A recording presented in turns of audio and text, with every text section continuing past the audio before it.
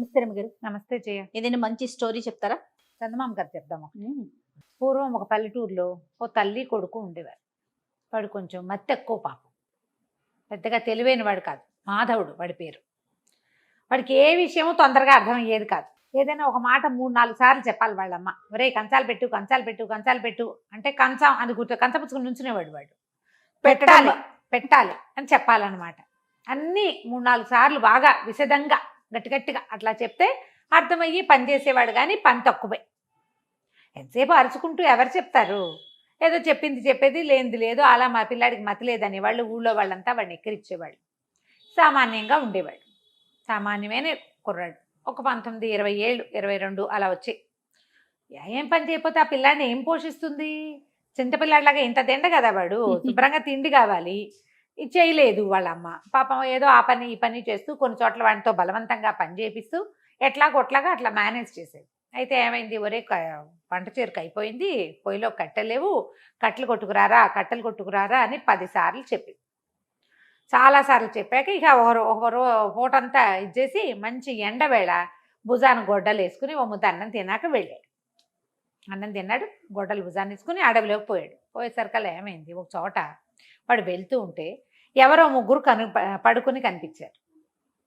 చెట్లు దూరంగా ఉన్నాయి, వీళ్ళు ఎండలో పడుకున్నారు. ఓకే. అయ్యయ్యో వీళ్ళు పడుకున్న చోట ఎండ పడుతోంది, వాళ్ళు చెట్టు కింద పడుకోలేదు ఎందుకు అని ఊహించలా వాడు. వీళ్ళ మొహాల మీద ఎండ పడుతోందని ఏం చేశాడు, ఈ గొడ్డలతో పాటు ఒక చిన్న కత్తి ఉంటుంది వీళ్ళకి. ఏంటంటే కంచె ఏదైనా చెట్టు ఎక్కడైనా ఇరుక్కుందనుకో, ఈ కమ్మ కత్తి అంటారు, వంపుగా ఉంటుంది అర్ధచంద్రాకారులు, అది పెట్టి లాగితే కొంకి కత్తి, అది లాగితే వస్తుంది. ఆ కొంకి కత్తి పెట్టి చుట్టూతో ఉన్న 4-5 చెట్ల తాలూకు అంతంత కొమ్మలు కొట్టి కొమ్మలు నరుకొచ్చి వీళ్ళు పడుకున్న చోట వీళ్ళ మొహాల మీద ఎండ పడకుండా పాతిపెట్టాడు. వాడికి ఆ బ్రెయిన్ ఉంది, మామూలు పనులు లేవు, కానీ ఈ తెలివి ఉంది. అయితే వాళ్ళకి మొహం మీద ఎండ పడకుండా నీడ పడేసరికి మెలకు వచ్చింది. ముగ్గురు కళ్ళు తెరిచి చూశారు. ఎవర్రా అబ్బాయి నువ్వు, ఏమిటి ఇవన్నీ ఎందుకు పాతిపెట్టావు అని అడిగారు.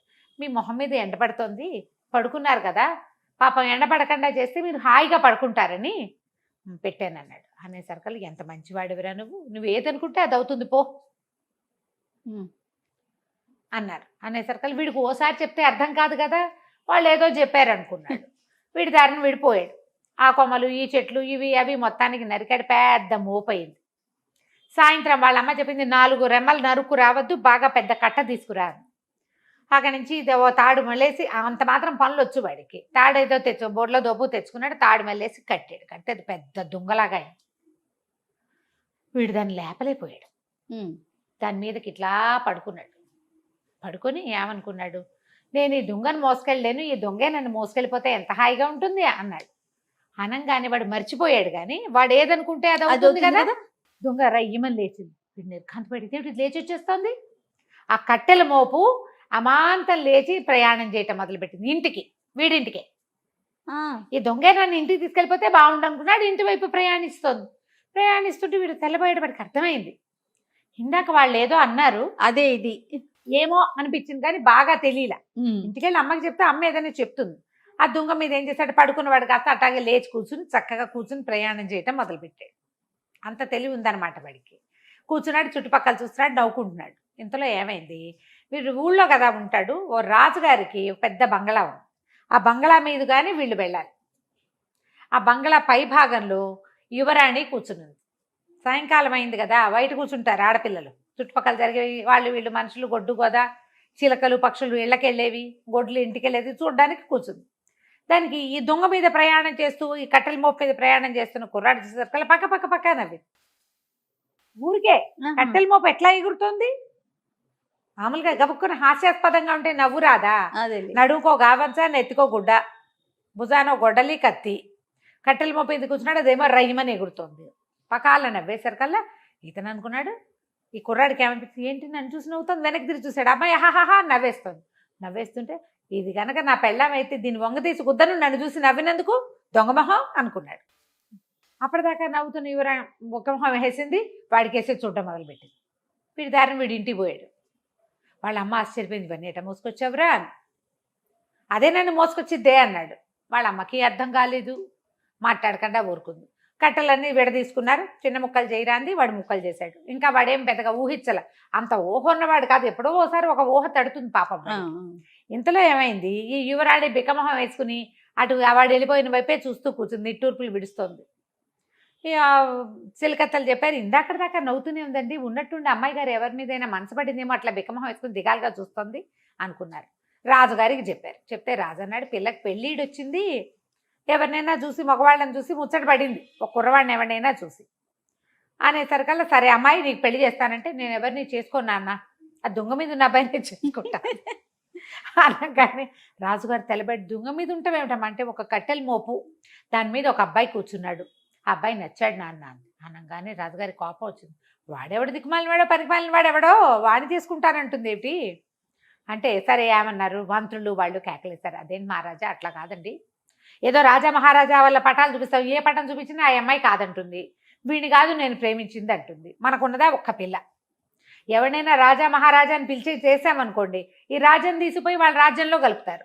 అదే మన ఊర్లో కుర్రాడే ఎవడో అయితే వాడిని రాజుని చేస్తే మన ఇంట్లోనే ఉంటుంది మన పిల్ల, మన దేశస్తుడే మనకు రాజు అవుతాడు. ఈ పాయింట్ బాగుందనుకుని మంత్రులు సామంతులు తర్వాత సైన్యాధిపతి అందరూ బలపరిచారు. మన ఊళ్ళో కుర్రాడైతే ఓ పని చేద్దాం, మన ఊళ్ళో యంగంటే ఎనర్జెటిక్ పెళ్ళిడికి వచ్చిన కుర్రాళ్ళందరినీ రమ్మందాం భోజనానికి, వాళ్ళందరినీ చూపిద్దాం పిల్లకి, ఏ కుర్రాడో అది చెప్తుంది చేసుకుందాం అనుకున్నారు. తొలినాడు భోజనాలకు పిలిచారు. ఇక ఊళ్ళో ఉన్న ప్రతి కుర్రాడు 18 ఏళ్ళ నుండి 25 ఏళ్ళలోపు పెళ్లి కాని కుర్రవేధవులంతా వచ్చారు. ఈ అమ్మాయిని అందరికీ చూపించారు. అదే అమ్మాయే చూసింది అందరినీ, ఎవ్వరు కాదండి. భోజనాలు అయిపోయినాయి. రాజుగారు చాలా విసుక్కున్నాడు, ఇదేమిటి మొత్తం కుర్రాళ్ళందరూ వచ్చారు, వీళ్ళు అక్కడ సెన్సెస్ తీశారు ఎవరెవరి ఇళ్లలో ఉన్నారు, ఇక మిగిలింది ముష్టి వాళ్ళే, వాళ్ళు కూడా ఒకళ్ళిద్దరిలో వచ్చారు. ఆయనకు చాలా కోపం వచ్చేసింది.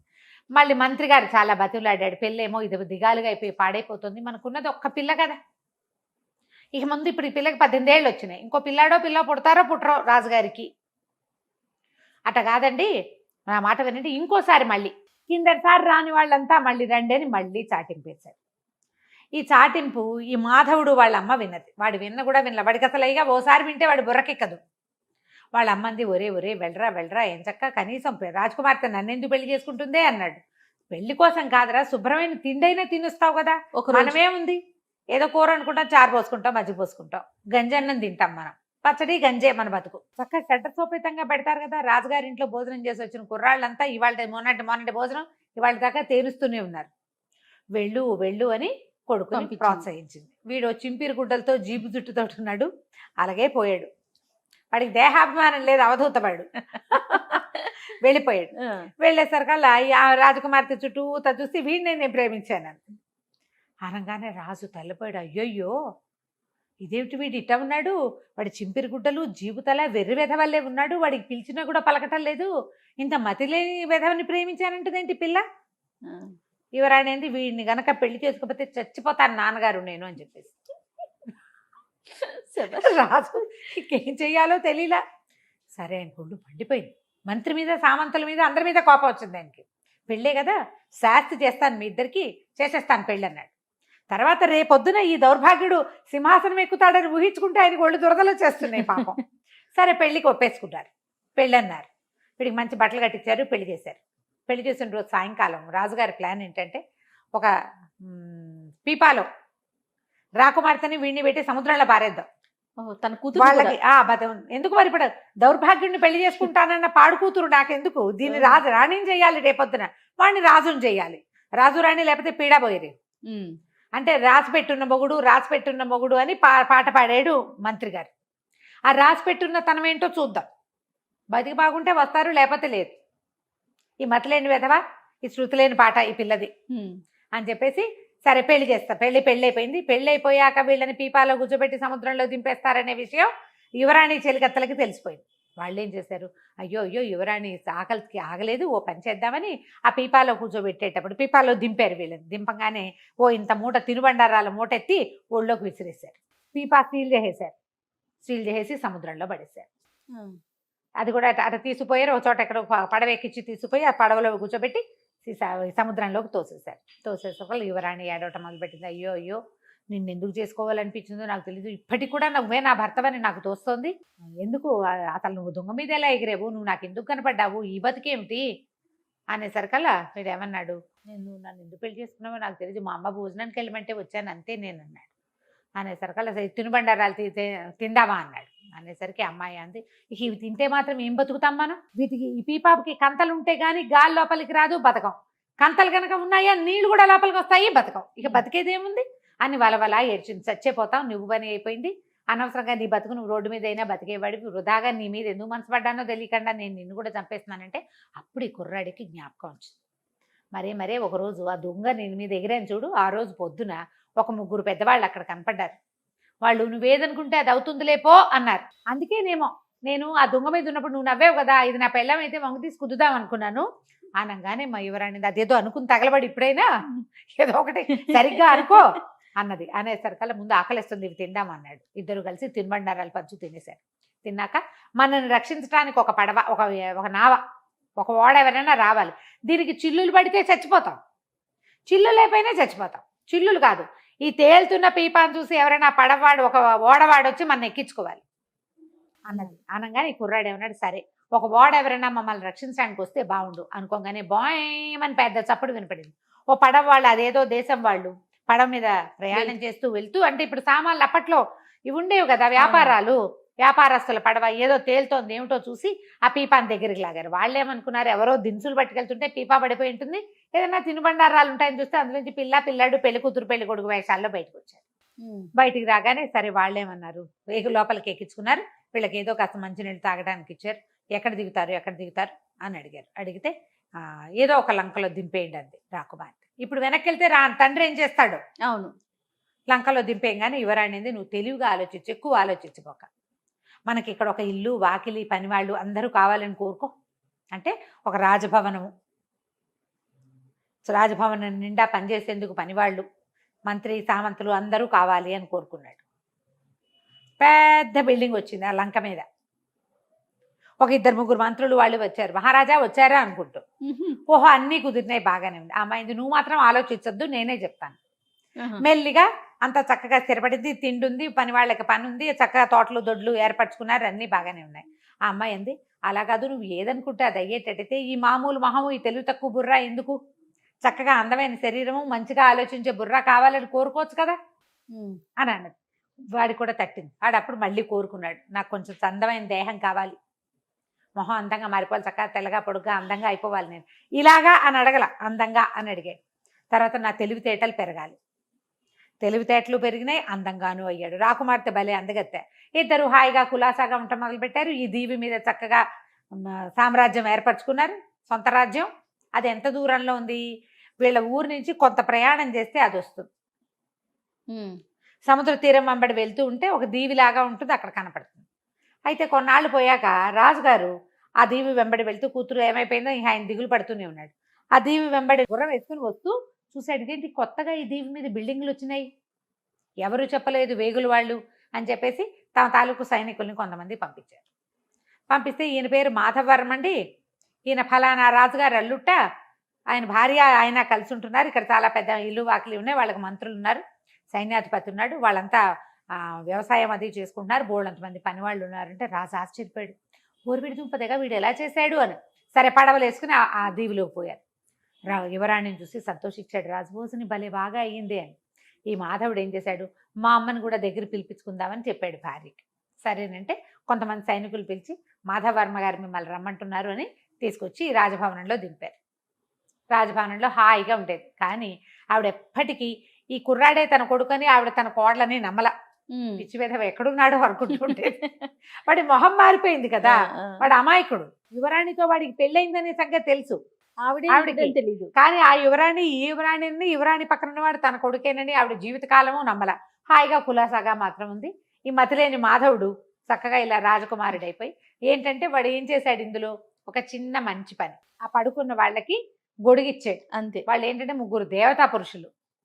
వాళ్ళు ఎండని భూమి మీద మానవులు ఎలా పడుకుంటారో చూద్దామని పడుకుని, వీడు చేసిన ఆ ఎండ పడనివ్వకుండా చేసిన సహాయం వల్ల వాడికి ఇచ్చిన వరంతో వాడు హాయిగా జీవించాడు. కథ కంచికి మనం ఇంటికి.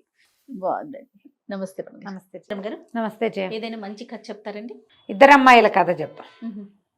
2 అమ్మాయిలు అంటే 2 అమ్మాయిలు ఏం చేశారో బోల్డ్ ఐడియాలు వస్తాయి మనకి. ఒక ఊళ్ళో ఒక బాగా ధనవంతుడైన ఒక ఆయన ఉండేవాడట. ఆయన పెళ్లి చేసుకున్నాడు, కూతురు పుట్టింది. కొడుకు పుట్టలేదని ఆయన రెండో పెళ్లి చేసుకున్నాడు. ఉమ్. రెండో భార్య కూడా ఇంకో కూతురు పుట్టింది. కానీ రెండో భార్య మంచి తెలివైంది. ఆవిడ ఆయన ధనవంతుడిని ఆకట్టుకుని పెద్ద భార్య దగ్గరికి వెళ్ళనిచ్చేది కాదు.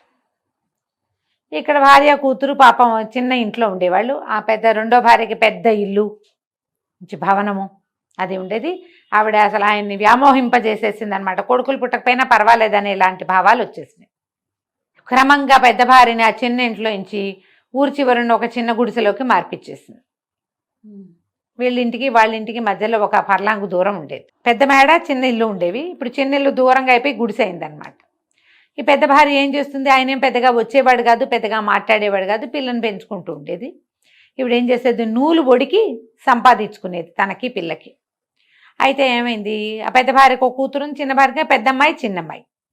ఈ పెద్దమ్మాయి కూడా తల్లితో పాటు ఆ నూలు పడకటం నేర్చుకుంది. చక్కటి బుద్ధిమంతురాలు ఆ పిల్ల. ఆవిడ కూడా మంచిదే, భర్త అట్లా ఉన్నా ఆవిడేం అనేది కాదు. ఇక అంతే ఆయన మనస్తత్వం, ఏం చేస్తాము, గొడవ చేసుకుని ఏమవుతుందని ఆవిడేం మాట్లాడేది కంటే ఉండేది. పాపం వాకిట్లో కూర్చుని పిల్ల నూలు ఒడుకుతుంటే పెద్ద గాలి వచ్చిందట. గాలి వచ్చి ఈ ఒడుకుతున్న నూలంతా ఎగిరిపోయింది. పిల్ల అయ్యో అని పరిగెత్తింది ఆ ఎగిరిపోతున్న దాన్ని పట్టుకోవటానికి. వలవలా ఏడ్చేస్తోంది, కళ్ళలోంచి నీళ్ళు గారిపోతుంది. మా అమ్మ వస్తే నేనేం చెప్తాను, ఇంట్లో చీకట్లో కనపట్లేదని బయట కూర్చుంటే గాలి వచ్చి కొట్టేసింది, అయ్యో గాలి దేవుడా ఎంత పని చేసావు అని ఏడుస్తూ కళ్ళలోంచి నీళ్ళు ఇట్లా కారుతుంటే ఆ గాలికి ఆ కళ్ళ నీళ్ళు కూడా ఇలా వెళ్తున్నాయి. అయితే ఆమె వెనకాల నుంచి వస్తున్న గాలి దేవుడు అన్నాడు, ఏం పర్వాలేదులే, పోయిన నీ ఏడవకు, పద నాతో రా, నీవు నూలు నీకు ఇప్పిస్తాను అని చెప్పాడు. పిల్ల గాలితో పాటే అలా ముందుకెళ్ళింది. వెళ్ళేసరికల్లా ఏమైంది, అక్కడ ఒక ఆవు కనపడింది. ఆవంది, అమ్మాయి ఎక్కడికి వెళ్తున్నావమ్మా అని అడిగింది. గాలిదేవుడు నా నూలు ఇప్పిస్తానన్నాడు, నేను వెళ్తున్నాను. ఆవంది, కొట్టమంతా మురిగ్గా ఉంది, కూర్చోలేకపోతున్నాను, నుంచోలేకపోతున్నానమ్మా, కొంచెం ఇదంతా శుభ్రంగా తుడిచిపెట్టవా.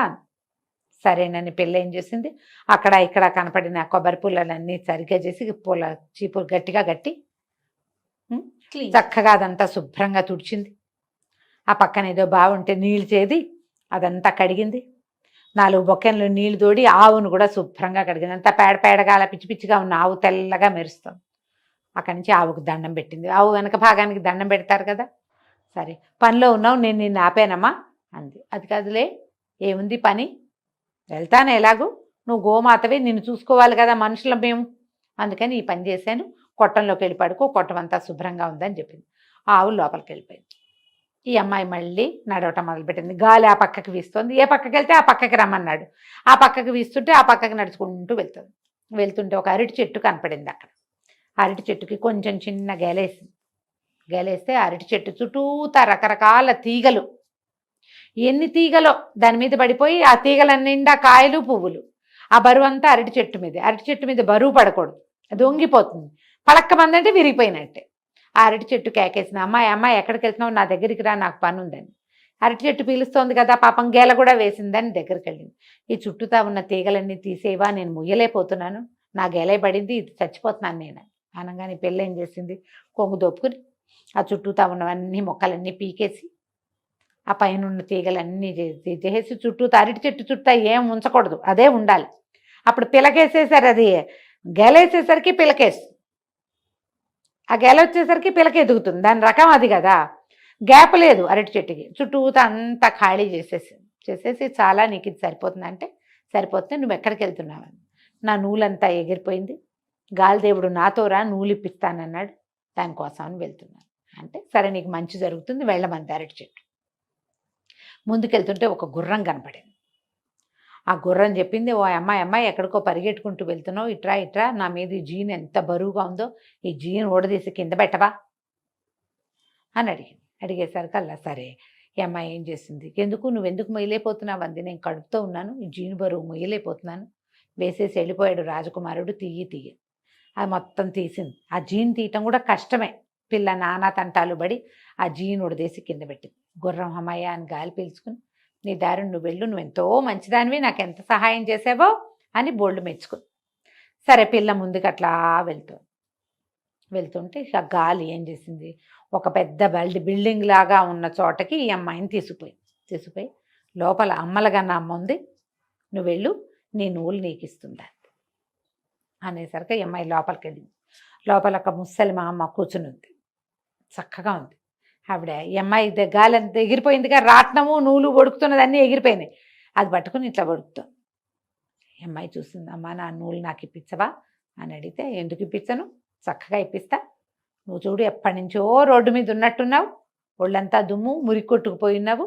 నువ్వు పోయి ఇక్కడ కొలనుంది కోనేరు, కోనేటిలో స్నానం చేసిరా, 2 సార్లు మునుగు, 3ఓసారి మునగద్దు, 2 మాటలే మునగాలి అన్నది. సరేనని పెళ్ళి ఏం చేసింది, వెళ్ళి నీళ్లలో మునిగింది. మునగంగానే తెలుసుకుంది ఒళ్ళంతా తెల్లగా అయిపోయింది, తనకి చక్కగా ఉంది, నున్నగా మెరుస్తోంది.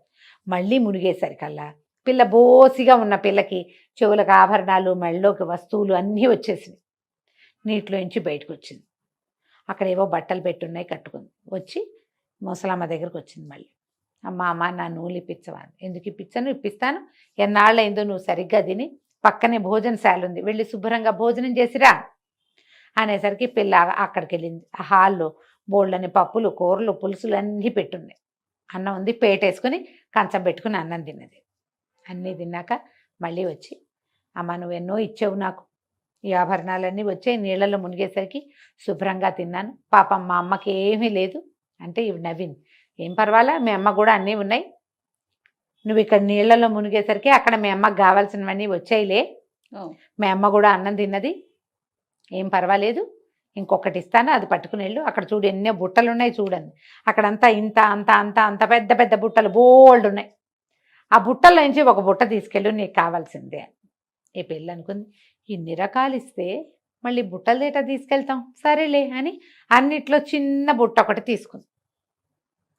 బుట్ట పుచ్చుకుని, ఈ బుట్ట జాలమ్మ వెళ్ళిపోతానంటే ఆవిడ నవ్వింది. ఆ నూలంతా ఇట్లా చుట్టి ఉండ చేసి చేతిలో పెట్టి, నూలు ఉండ తీసుకుని వెళ్ళిపోను అని. పిల్ల నడుచుకుంటూ వచ్చింది వెనక్కి. వచ్చేసరికి అలా గుర్ర పిల్ల కనపడింది, గుర్రం కనపడింది, దానికి ఒక పిల్ల పుట్టింది. గుర్రం అంది, ఈ గుర్ర పిల్లని తీసుకుపో, గుర్రం ఎక్కువ, నేను ఇంటికి తీసుకెళ్తుంది, దీన్ని నువ్వే ఉంచుకోవాలి. ఆ గుర్రాన్ని ఎక్కి వెళ్ళటం మొదలుపెట్టింది. అరటి చెట్టు కనపడింది, అది ఇంత పెద్ద గెలేసింది. అరటి చెట్టు ఏం చేసింది, దాత నన్ను ఎటాగు కొట్టేస్తారు, ఈ గెల నువ్వు పట్టుకెళ్ళని ఆ గెల ఇచ్చి గుర్రం మీద పెట్టింది. అరటిపళ్ళ గెల పుచ్చుకొని వెళ్తుంటే ముందు ఆవు కనపడింది. ఆవు దూడ, ఆవుకు ఒక దూడ ఉంది. ఆవు ఏం చేసింది, ఇట్రా అని ఆ ఘాట్లో చూడు ఇక్కడ సంచి ఉంది, ఆ సంచి తీసుకో అంది. ఆ సంచి నిండా బంగారు మొహరీలు ఉన్నాయి, ఈ సంచి పుచ్చుకెళ్ళు, ఒక్కడు కూడా ఇది శుభ్రం చేయాల, నువ్వే ఇది శుభ్రం చేసిన దానివి అని చెప్పి ఆ బంగారం ఉన్న మూట పిల్ల చేతిలో పెట్టి, ఇది ఆ పిల్ల ఆ గుర్రం మీద వేసుకుని ఆ గుర్రం ఎక్కి నిదానంగా ఇంటికి వెళ్తే తమ ఇంటి ప్లేస్లో పెద్ద ఇల్లు వాకిలి అన్నీ ఉన్నాయి. అప్పుడు ఈ పిల్ల చెప్పింది, అమ్మలుగా అమ్మని చూశాను, ఎంత బాగుందో, ఇదిగో ఈ నూలేమో నీకు ఇచ్చింది, ఈ బుట్ట నాకు ఇచ్చిందమ్మా అని చెప్పి అరటిపళ్ళ గెల, ఈ గుర్రము, డబ్బు అన్నీ తల్లికి అప్పచెప్పింది. అమ్మంది, ఈ బుట్టలో ఏముందమ్మా, ఏమో నాకు తెలియదమ్మా, ఏదో ఒక బుట్ట తీసుకెళ్ళమంది, ఇన్నిచ్చింది, ఇంకా పెద్ద బుట్ట ఎందుకని చిన్న బుట్ట తీసుకొచ్చానమ్మా, ఎక్కడైనా తగిలించుకుందాం బాగుందని. అమ్మంది, అందులో ఏముందో చూద్దాం పట్టని ఆ బుట్ట తీశారు. ఆ బుట్ట ఎప్పుడైతే ఓపెన్ చేశారో అందులో నుంచి ఒక పెద్ద వెలుగులాగా బయటకు వచ్చి ఒక పొడుగాటి కుర్రాడు వచ్చాడు అక్కడికి. ఆ వెలుగు ఒక కుర్రాడుగా మారింది. ఆ అబ్బాయి ఏం చెప్పాడంటే, నేను ఈ దేశాలని రాజుగారి 2వ కొడుకుని, ఓహో, ఈ బుట్టలో ఉన్నాను నేను, నన్ను ఎవరు బయటికి తీస్తారో ఆ పిల్లని నేను పెళ్లి చేసుకోవాలని అమ్మలుగన్నయ్యమ్మ చెప్పింది నాకు అని చెప్పి ఈ పిల్లని నేను పెళ్లి చేసుకుంటానన్నాడు. వాళ్ళ అమ్మ ఆశ్చర్యపోయింది. ఓరిని భలే చక్కగా పిల్లకు పెళ్లి చేయాలన్నదే దిగులు, పెళ్లి కూడా కుదిరిపోయింది. చక్కగా అంగరంగ వైభవంగా పెళ్లి చేశారు. రాజుగారు 2వ కుమారుడు వీళ్ళ మేడలోనే ఉండిపోయాడు. చుట్టుపక్కల వాళ్ళందరూ ఓహో పిల్లకి ఎంత దశ పెట్టిందని చెప్పుకున్నారు.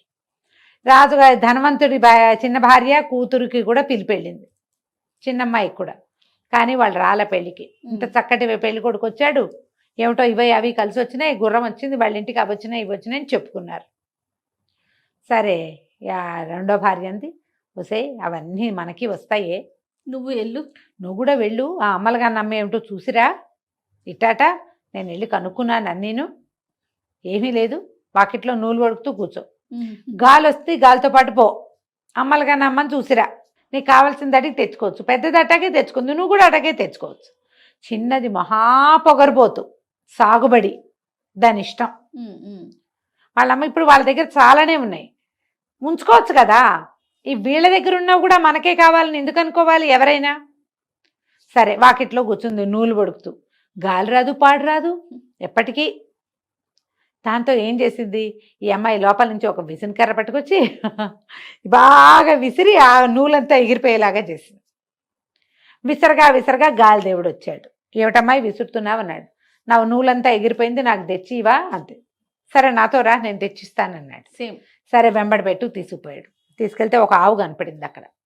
ఆవు చెప్పింది నా కొట్టమంతా శుభ్రంగా లేదు, కొంచెం బాగు చేస్తావంటే బాగు చేస్తావు. కొట్టం బాగుండిపోతే వాకిట్లో పడుకో.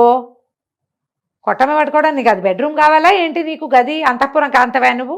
బయట పడుకో చెట్టు కింద. ఇవన్నీ ఎవరు చేస్తారు ఈ పనులన్నీ? పేడగీడ నేనేం ముట్టుకో, నాకు అసలు అలవాట్లేదు చెత్తపుట్టలు ముట్టుకోవటం అని పిల్లని అడవటం మొదలుపెట్టి. అరటి చెట్టు కనిపించింది. ఓ పాప ఇట్రా ఇట్రా, కొంచెం ఈ మొక్క చెట్లన్నీ పీకవా, చుట్టూతా ఉన్నాయంటే అనేసరికల్లా చెట్టు మొదట వచ్చినప్పుడే పీకించుకోవాలి. ఇంతంత పెరిగిపోయి నీ మీద పడితే ఇవన్నీ ఎవరు ముట్టుకుంటారు? అవన్నీ ఇట్లా రసాలు వస్తాయి. ఆ చెట్లు ముట్టుకుంటే చేతులు కంపు, నేను ముట్టుకోను, నాకు అలవాట్లేదు, ఇలాంటి పనులన్నీ నేను చేయను పొమ్మని ఊరుకుంది అరటి చెట్టు. ఇంకా ముందుకెళ్ళేసరికల్లా గుర్రం కనపడింది. నా మీద జీనుంది తీవా అంది. ఎవడు వేశాడో వాడితో తీర్చుకో, ఎవ్వరికి హెల్ప్ చేయాల. మాకు అలవాట్లేదు, అవసరం లేదు. అలవాటు లేదు, అవసరము లేదు, ఇంకేంటంటే ఆ రకమైన ధోరణి లేదు. ఈ గుర్రం ఊరుకుంది. ఇంకా ఈ అమ్మాయి నడుచుకుంటూ వెళ్ళింది. వెళ్ళాక గాలిదేవుడు అన్నాడు, లోపలికి వెళ్ళమ్మా, అమ్మలగన్నయ్య అమ్మ ఉంది, ఆవిడ దగ్గరికి వెళ్ళమ్మా. లోపలికి వెళ్ళింది. ఆవిడిటా నూలు తీసుకుంటుంది. ముసలి మా అమ్మ కూర్చుంది. లోపలికి వెళ్ళింది. ఈ అమ్మాయి అటు ఇటు చూస్తుంది. అమ్మలగన్నయ్య అమ్మ అంటే ఈ పిల్ల ఏమనుకుంది, ఈవిడ ఇటాగో కూర్చుంటుంది అనుకుంది. ఇవి చూస్తే ముసలిమామ ఉంది ఇక్కడ, ఈవిడే అమ్మలగన్న అమ్మాయి ఉంటుందని దాని ఊహ కూడా రాల. లోపలికి వెళ్ళి, ఓ ముసలమ్మ నువ్వేనా అమ్మలగన్నమ్మవి, రే ఆవిడ ఎవరన్నా ఉందా అని అడిగింది. ఆవిడ నవ్వి నేనేను అని. సరే మా పెద్దదానికి ఏవో ఇచ్చావు చాలా, నాకు కూడా ఏమైనా ఇవ్వు, అవి పుచ్చుకుని నేను వెళ్తా అంటే ఆవిడ నవ్వింది. అలాగే వెళ్ళి చెరువులో మునిగిరా, కొలంలో 2 సార్లు మునుగు అంతేనంత. సరే పిల్ల వెళ్ళింది, నీళ్ళల్లో మునిగితే చక్క తెల్లగా మెరిసిపోయింది. బాగున్నాను అనుకుంది. రెండోసారి మునిగితే మామూలుగానే దానికి కొన్ని ఆభరణాలనే ఇంకా వచ్చినాయి, గజ్జలు అవి గల్లు గల్లుమంటూ. మూడోసారి మునిగితే ఏమిటో బ్రహ్మాండం పగిలిపోతుంది అనుకుంది. మూడోసారి మునిగేసరికల్లా ఏముంది, మొత్తం నగ నట్ర అన్నీ పోయి మొహం నిండా కురుపులు, పొక్కులు, గడ్డలు, అక్కడక్కడ వెంట్రుకలు ఇన్ని వచ్చినాయి. నిర్ఘాంతపోయింది. అది లేచి బయటకు వచ్చి ఇదేమిటి నేను ఇట్ట తయారైన ముసల్దాన, నువ్వు నన్ను ఏం చేసావే, నీ మొహం మండా అని తిట్టింది అమ్మవారిని. అమ్మలుగానమ్మని తిట్టేసరికల్లా ఆవిడంది, నేను చేసేదేముంది, నీకు నువ్వే చేసుకున్నావు, పో ఇక్కడి నుంచి బయటికి అని చెప్పి ఆ చేతిలో ఉన్న నూలుని ఇట్లా విసిరేసరికల్లా ఆ నూలు ఈ పిల్లని తరివేసింది, బయటికి వచ్చేసింది. ఆ బిల్డింగ్లో నుంచి బయటకు వచ్చేసింది. నూలే తోసేసింది అమ్మాయిని బయటికి. ఆ తోసుకుంటూ తీసుకొచ్చేసింది. నూలు ఇంకక్కడ నిలవనివ్వల. వచ్చేసరికల్లా వరుసగా కనపడ్డాయి గుర్రము, అరటి చెట్టు, ఆవు. వాళ్ళకి ఏ సహాయము చేయలేదుగా, ఏమీ ఇవ్వల. గాలితోటి నూలుతోటి తోయబడుతూ ఈ చిన్న అమ్మాయి ఇంట్లోకి చేరిపోయింది. వాకిట్లోకి వచ్చిన పిల్లని చూసి తల్లి గుర్తుపట్ల. అది మామూలుగా తెల్లగా అందంగానే ఉంటుంది, మరి నగా నట్ర పెట్టుకుని పిల్ల కళగా ఉంటుంది.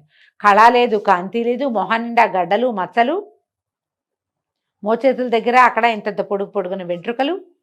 దీన్ని ఏం చేయాలో తెలియలా తల్లికి. ఏం చేస్తే ఇది క్యూర్ అవుతుంది? వాళ్ళ ఏడ్చింది ఆవిడ. ఇదేమిటి ఇటా అయ్యావు, ముందే బాగున్నావు కదే, ఉన్నవే ఉంచుకుంటే పోయేదే, అంతేగా అసలు ఉన్నవి కూడా పోయి ఇట్ట తయారయ్యావేమిటి అని బాగా శోకాలు పెట్టి ఏడ్చేసరికల్లా ఆ పిల్ల అలా బోమంది. ఏం జరిగిందో చెప్పమంటే తల్లి మొత్తం లిస్ట్ అంతా చెప్పింది. తల్లి కేకలిసి, నీకు వినయం లేదు, వందనం లేదు, అది వినయంతో సాధించుకుందే అంటే పిల్ల అడిగింది, నువ్వు నాకు ఎప్పుడైనా చెప్పావా వినయంగా ఉండమని?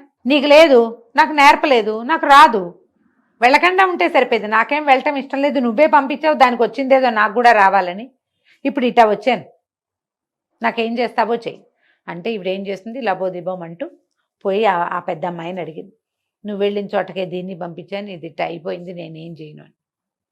ఆ పిల్ల ఏం చేసింది, సరే లేపింది చూద్దామని మళ్ళీ ఒకరోజు వాకిట్లో నూలు వడుకుతో కూర్చుని, దానికి అవసరం లేదు, గాలి వచ్చేసరికల్లా మా చెల్లిని మామూలుగా చేయమని అడిగి మళ్ళా వెళ్ళి చెల్లెల్ని వెంబడి పెట్టుకుని చెల్లెలతోటి ఆవుకి సేవ చేయించి, అరటి చెట్టుకి సేవ చేయించి, గుర్రానికి సేవ చేయించి వెంబడి పెట్టుకెళ్ళి 2 సార్లు మునిగించి దాన్ని మామూలు మనిషిని చేసి తీసుకొచ్చుకుంది. ఆ తర్వాత ఇంకెప్పుడు ధనవంతుడు తన పెద్ద భార్యను నిర్లక్ష్యం చేయలే. ఈ చిన్న భార్య కూతురు కూడా వీళ్ళతోటి చక్కగా ఉన్నారు. ఆ పిల్లకి మొగుడిని వాళ్ళే వెతుక్కున్నారు. అమ్మలుగా నా అమ్మ అయితే దానికి వరుణ్ ఇచ్చే ఉద్దేశం చేయలేదు. ఎందుకంటే ఇంతకు ముందు ఏం చేసింది ఆ పిల్ల, ఆవిడ ఏదైనా ఒక బుట్ట తీసుకెళ్ళమంటే పెద్ద బుట్ట తెచ్చుకుంది. ఆ పెద్ద బుట్టల నుంచి ఒక తాచుపాము వచ్చింది. ఓహో.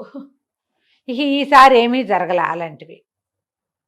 ఇంటికి వచ్చాక తర్వాత అది మామూలుగా అయిపోయింది. ఇంకా ఈ పెద్ద అమ్మాయితోటి పంతం ఏమీ లేదు. జీవితం మాత్రం మెల్లిగా బాగుపడింది. అందుకని ఎప్పుడు కూడా ఎవరికైనా లభించిన దాన్ని చూసి మనకున్నది చాలదు అలాంటిది కావాలనుకోకూడదు. వాళ్ళలాగా కాదు, మనలాంటి దారిలోనే మనం వెళ్ళాలి. మనం పిల్లలకి అది అర్థమయ్యేలాగా చెప్పాలి. వాళ్ళకుంది నాకు కావాలి అనకూడదు. వాళ్ళది వాళ్ళదే, మనదే మనదే. దానికోసం సరదాగా ఈ కథ చెప్పచ్చు. తప్పకుండా అండి. నమస్తే. నమస్తే. నమస్తే రమ్మగారు. నమస్తే జయ. రమ్మగారు, మనల్ని తిట్టేవారిని వారు మనతోనే ఉంటారు, ఎలా హ్యాండిల్ చేయాలి? ఇప్పుడు ఫర్ ఎగ్జాంపుల్ ఇంట్లో వాళ్ళు, అమ్మ కావచ్చు, అత్తయ్య కావచ్చు, ఫ్యామిలీ మెంబర్స్, లేకుంటే స్నేహితులు, లేకుంటే ఆఫీస్లో వర్క్ చేసేటప్పుడు వారు మనతోనే ఉంటారు, వాళ్ళు మనం హ్యాండిల్ చేయాలి. చాలా కష్టం కదండి. సందర్భాన్ని బట్టి సింపుల్గా మాట్లాడేసుకోవచ్చు కానీ కరెక్ట్ అండి. మామూలు మాటలు వేరు. నువ్వు అప్పుడు అలా చేసావు, ఇప్పుడు ఇలా చేసావు, నీకు బుద్ధి లేదు, నీకు జ్ఞానం లేదు, నువ్వు ఎందుకు పనికిరావు, ఇలా మాట్లాడతారు. ఇప్పుడు ఇది ఎలా అంటే మన వాళ్ళే అనుకుంటాం. మన అమ్మ, ఆవిడకి మన లోటుపాట్లు అన్నీ తెలుసు. మనం ఎక్కడెక్కడ రాంగ్ స్టెప్స్ వేసాం, ఎక్కడెక్కడ పప్పులో కాలేసాం, ఏవేవి చెడగొట్టేసాం, ఎంత సమయం వృధా చేసాం, డబ్బు ఎంత పాడు చేసాం, మన అమ్మకి తెలుసు. అమ్మ తిట్లన్నీ దీవెనలే, అవన్నీ మన మంచికి. అమ్మ నాన్న ఓకే. అక్కడి నుంచి మన అత్తగారు కూడా ఇదే పొజిషన్లో ఉంటుంది. అవును. కాకపోతే మనం దాన్ని తీసుకోలేకపోతాం. అమ్మ తిడితే తీసుకున్నట్టు అత్తగారు తిడితే తీసుకోగలమా? క్యారెక్టర్స్ని బట్టి మారిపోతూ ఉంటుంది కదండి. జనరల్గా మారిపోతుంది. అక్కడి నుంచి సిచ్యువేషన్ని కొనసాగనివ్వకుండా తిట్టేవాళ్ళు కొంతమంది ఉంటారు. మీ అమ్మ మీ నాన్న దాకా వెళ్తారు. అవును. వీళ్ళతోటి ఎట్లా హ్యాండిల్ చేసేది ఒక పెద్ద టఫ్ టాస్క్. భర్తలు తిట్టేవాళ్ళు ఏం మాట్లాడినా ముందు లకార మకార ప్రయోగాలు, తిట్టడం, బూతులాడేయటం, ఏదో ఒకటి అనేయటం, ప్రతిదానికి నువ్వు ఇలా చేసావంటే నీ ఉద్దేశం అదనమాట అని తిట్టడం. ఇది ఇంకో టఫ్ టాస్క్. అవును. ఈ రెండూ కాకుండా మూడోది ఇంకోటి ఉంది. ఎక్కడికో వెళ్ళాం, ఏదో పని చేయబోయాం, అక్కడున్న వాళ్ళు తిట్టడం మొదలు పెడతారు. చిన్న చిన్న విషయాల్లో జయ, బస్సులో తోపులాటల దగ్గర నుంచి వాకి ఏదైనా అడ్రస్ అడగబోతే కూడా తిడతారు కొంతమంది. వాళ్ళ లోపల అసహనాన్ని దాచుకోరు. అసలు వాళ్ళకి ఎందుకు అసహనం ఉందో వాళ్ళకు కూడా అర్థం కాదు, తెలీదు, వాళ్ళకి అర్థం కాదు. ఇప్పుడు మన క్లోజ్ సర్కిల్స్లో అనుకో, కొంతమందిని మనం అవాయిడ్ చేయగలుగుతాం. అవును. కొంతమందిని అలవాటుగా వాళ్ళ తిట్లు స్వీకరించేస్తాం. కొంతమంది నుంచి పారిపోతాం అసలు వాళ్ళని చూడకుండా. కానీ ప్రతి చోట వస్తాయి తిట్లు.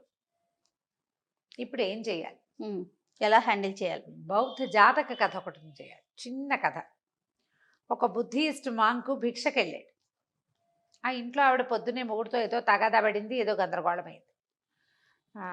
పని పాట లేదా, ఇళ్ళమ్మడి పడి తిరుగుతారు ఎప్పుడు, ఇప్పుడు ఎవడు పెడతాడు నీకు అని అరిచింది. ఈయన రెండోసారి అడగాలి, భవతి భిక్షాన్ దేహి అని. అడగగానే తేలిగ్గా కూర్చున్నావా, తేరగా ఉందా, పని లేవు పాట లేవు మీకు అన్నది. మూడోసారి కూడా అడిగాడు. మూడోసారి మళ్ళీ భవతి భిక్షాన్ దేహి అన్నాడు. ఆవిడ రయ్యమని లేచి చేతిలో ఉన్న చాట బయటికి విసిరేసి, ఇట్లా చంపుకు తింటున్నారు, ఊరంతా బిచ్చగాళ్ళు తయారయ్యారు అని. ఇంకా ఆవిడ కొంచెం, నేను కాస్త మామూలు భాష చెప్తున్నా కదా, ఘాటైన పల్లెటూరి భాషలో 4-5 వాక్యాలు అన్నది. ఆయన నిశ్శబ్దంగా వెళ్ళిపోయాడు. ఈవిడ విసిరేసిన చాట తెచ్చుకుని మళ్ళీ బియ్యం అందులో పోసుకోపోయి ఏమనిపించింది, నేను తిట్టే కదా ఈయన, ఆ పెడితే పెట్టవులే పోవమ్మా, పెద్ద పెట్టావు కానీ అలాంటివి ఏమి అనలేదేమిటి. పైగా మొదట తిట్టా, మళ్ళీ అడిగాడు, మళ్ళీ తిట్టా, మళ్ళీ అడిగాడు. మూడోసారి ఆయన రివర్స్లో అవ్వాలి, లేదా రుసరుసలాడాలి, దుమదుమలాడాలి. ఎలా ప్రశాంతమైన మొహంతో వచ్చాడో అలాగే వెళ్ళిపోయాడు. ఏమిటి, ఏమైనా శాపం ఇస్తాడేమోనని డౌట్ వచ్చింది. ఓహో. ఆ చాట అక్కడ పెట్టి ఆయన వెనకాల పరిగెత్తుకుంటూ వెళ్ళింది. ఆయన అప్పటికే మూడో ఇంట్లోకి వెళ్ళిపోయాడు. ఈవిడికి ఈ జ్ఞానోదయం అయ్యి ఈ ఊహొచ్చి వెళ్ళేసరికి వీళ్ళు ఇల్లు అయింది, పక్క ఇల్లు అయింది, ఆ పక్క ఇంటికి వెళ్ళాడు. వెనకాల భిక్షు భిక్షు ఆగని పరిగెత్తి ఆగాడు. ఏమ్మా ఏమిటమ్మా అన్నాడు. నేను నిన్ను తిట్టే కదా, నీ కోపం రాలేదా, మరి నువ్వేం అనలేదు ఎందుకు అని అడిగాడు. నేను తీసుకోలేదమ్మా అన్నాడు. తీసుకోపోవటం ఏంటి, తిట్టే కదా, చెవులు లేవు నీకు, ఉన్నాయిగా చెవులు. అవునమ్మా నేను తీసుకోలేదు అన్నాడు. ఎందుకు తీసుకోలేదు నువ్వు, నేను తిట్టినప్పుడు నువ్వు తీసుకోవాలి, నువ్వెందుకు తీసుకోవాలి. అమ్మ నువ్వు భిక్ష నా పళ్ళెంలో పెట్టావు, అది నా పాత్రలో పడింది, పుచ్చుకుంటా, నేను భిక్ష కోసమే వచ్చా. నువ్వు తిట్టావు, నా చెవిలోకి వెళ్ళి బయటికి వెళ్ళిపోయింది, నేను అది ఉంచుకోవాలా, నేను తీసుకోలేదు దాన్ని అన్నాడు. ఎందుకు తీసుకోవో ఎలా తీసుకోవో చెప్పు నువ్వు నాకు. నేను నీకు ఒక ఆవుని ఇచ్చాను అనుకో, అది ఎవరిది అన్నాడు. నాకు ఇచ్చావు కాబట్టి నాదే అని. నేను నీకు ఒక ఆవుని ఇస్తానన్నా, నువ్వు తీసుకోలేదు, అప్పుడు అది ఎవరిది, నీదే. నువ్వు తిట్టావు, నేను తీసుకోవాలా, ఆ తిట్లు ఎవరివి అన్నాడు. నావే అంది వెంటనే. ఇంతేనమ్మా అన్నాడు. తిట్లు తీసుకోవద్దు, నువ్వు రియాక్ట్ అయ్యావనుకో తగాదా పెరుగుతుంది. ఆ తిట్లు నీ చెవిలో అలాగే ఉండిపోతాయి. ఒకసారి ఒకళ్ళు అవతల వాళ్ళ దుర్భాషలు ఆడితే నువ్వు కూడా దుర్భాషలే ఆడతావు. మాట తీయగా మాట వస్తుంది. నోటితో పోయాక చేతులు బాహుబాహవి అవి అవుతాయి. ముష్టిఘాతాలు, వాళ్ళు వీళ్ళు విసరటం, చేతిలో ఉన్న వస్తువు విసిరేయటం, ఏదైనా పగలగొట్టేయటం జరుగుతాయి. తిట్టు నీ చావు నువ్వు చావు నాకు అక్కర్లేదు అని కనుక మానేస్తే బ్రహ్మాండంగా ఉంటుంది. ఇది భలే కష్టం, చాలా కష్టం, చాలా కష్టం. ఒక్కసారి తూష్ణీభావం వహించటం అనేది ప్రాక్టీస్ చేస్తే, మీ అత్తగారు అమ్మనాభూతులు తిట్టింది, తలకాయ తిప్పి చూడకుండా పని చేయటం నేర్చుకోండి మీరు. అప్పుడు కూడా పొగరంటారు కదండి, నేను ఎన్ని మాట్లాడినా నువ్వు పట్టించుకోవట్లేదు అంటారు. నేను మాట్లాడేదాన్ని, నేను మనిషిని కాదా అని అడుగుతారు. నువ్వు ఇప్పుడు ఆవిడ అడిగిన ప్రశ్నకి నువ్వు సమాధానం చెప్పాలి. ఆవిడ తిడితే సమాధానం ఎందుకు చెప్తావు నువ్వు? ప్రశ్నకి సమాధానం వేరు, తిట్టుకి సమాధానం వేరు కదమ్మా. తిట్టుకి సమాధానం ఏదవుతుంది, తిట్టే అవుతుంది. ఆ సమాధానాన్ని ఇవ్వకూడదు. మీలో మీకు ఒక సంయమనం నేర్చుకోవాలి. అప్పుడు ఎదుటి వ్యక్తి నుంచి మార్పు వస్తుందా రమ్మగారు? ఏం చేస్తారు జయ్య, ఎంతసేపు అంటారు ఎవరైనా, అరి చచ్చినా ఇది గింజుకు చచ్చినా మాట్లాడదనుకుంటారు. ఎక్కడైనా కూడా, అత్తగారనే కాదు, ఎక్కడైనా సరే నీకు క్వశ్చన్కి తప్పకుండా ఆన్సర్ చెప్పాలి జయ. దుర్భాషలకి ఆన్సర్ చెప్పకూడదు. ఇది కష్టమే. ఒక్కసారి మనసు దిటవుగా చేసుకుంటే ఈజీ అయిపోతుంది. నేను అరిచి వచ్చాను, నువ్వు సమాధానం చెప్పట్లేదంటే నువ్వు అడుగు చెప్తావు. తిడితే ఎట్లా చెప్తాను, అది మనం అడగాల్సింది. నువ్వు ఏదైనా అడుగు, అదేం చేసావు, ఇదేం చేసావు, ఎక్కడ పెట్టావు, వెళ్ళావా వచ్చావా అని అడుగు, బాగుంది. దాన్ని అన్నిటికీ సమాధానం చెప్తా. నువ్వు నన్ను తిట్టి, మా అమ్మని తిట్టి, మా నాన్నని తిడుతుంటే నీకు సమాధానం ఎట్లా చెప్తా? తిట్లకి సమాధానం తిట్టే కదా. నన్ను కూడా ఎదురు తిరిగి తిట్టమన్నావా మరి? ఇప్పుడు తప్పు మీదనుకోండి ఇందులో. ఇప్పుడు ఇది మనం ఇందాక చెప్పుకున్న కథ ఏమిటి, ఆయన ఎవరో భిక్ష అడిగాడు, ఆవిడెవరో తిట్టింది. అవును, ఆఫీసుల్లో తిట్లు పడతాయి, ఆఫీస్లో పడతాయి. ఏదో ఒక పని ఇచ్చారు, వాళ్ళు చేయలేదు, వీళ్ళు నువ్వు గుడ్ ఫర్ నథింగ్, నువ్వు ప్రతి ప్రాజెక్ట్లో ఇలాగే పాడు చేస్తావు, ఇలా ఏదో తిట్టారు. లేదా ఇన్ టైం ఏదైతే నీకు మెమో ఇస్తాం, లేకపోతే ఇంకేదో షో కాజ్ నోటీస్ ఇస్తాం అన్నారు. వీటికి సమాధానంగా మనం ఏం చేయాలి? తప్పుని కరెక్ట్ చేసుకోవాలి. ఎస్, పని చేసి చూపించాలి. ఎవరికైనా అంతే. మీరు తిట్లు రాకూడదు అంటే అప్పుడు అకారణపు తిట్లు పక్క పెట్టు, సకారణపు తిట్లు ఉంటే వాటిని కరెక్ట్ చేసుకోవాలి. ఇది మనం పిల్లలకి చెప్తాం. ఎట్లా? వాడి పిల్లడికి 50 మార్కులు వచ్చినాయి 100కి, తెగ తిట్టావు, పిల్లాడు ఒక 10 ఎక్కువ చేసి చూపిస్తాడు నీకు కదా. నువ్వు అదే కదా కోరుకుంటావు. అవునండి, ఎవరైనా అంతే. మరి ఇక్కడ కూడా అంతే. నీవు తిట్లకి ఎదురు తిట్లు తిట్టి నేను చెయ్యను, నీ దిక్కుంచో చెప్పుకో అంటే నువ్వు ఎప్పటికీ కరెక్ట్ అవ్వవు. కరెక్షన్స్ ఉండవు నీకు. జన్మంతా నువ్వు ఎవరో ఒకరితో అనిపించుకుంటూనే ఉంటావు. ఆ మాటలు మూటల్లాగా మూసుకుంటూ ఉంటావు. మాటలు మొయ్యద్దు, ఆ మూటలు మోసుకోకండి. అనవసరమైన తిట్లు తీసుకోకండి. ఇది ఎప్పుడు అవుతుందంటే జయ, ఎప్పుడు మనని మనం కరెక్షన్ చేసుకుంటూ ఉండాలి జయ జీవితంలో.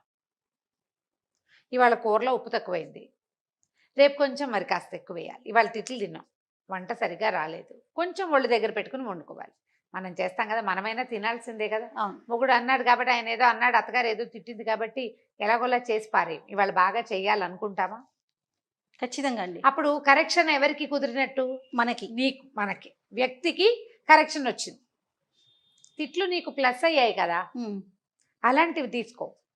Yes. దాంతో నువ్వు కరెక్ట్ ఎక్కడ సరవ్వాలో అక్కడ సరవ్వు.